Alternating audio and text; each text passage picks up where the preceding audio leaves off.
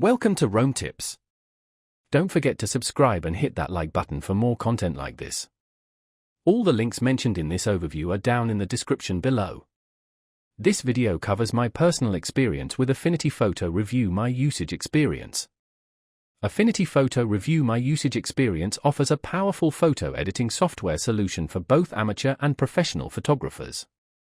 It boasts a wide range of tools for image retouching, enhancement, and manipulation, aiming to provide a comprehensive alternative to industry giants like Photoshop. Key features include layered editing, advanced masking, raw processing, and a vast library of brushes and filters. Their website provides details on its various features and pricing plans.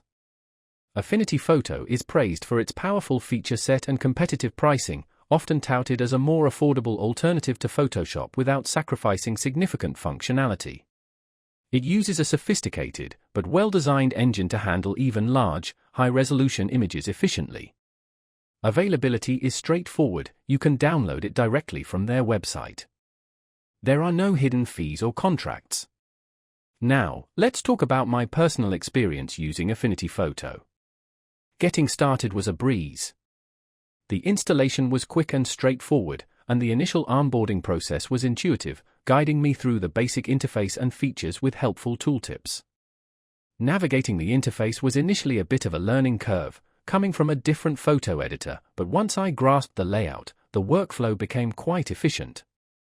I particularly enjoyed using the advanced masking tools to selectively retouch images. It was far more precise than what I was used to.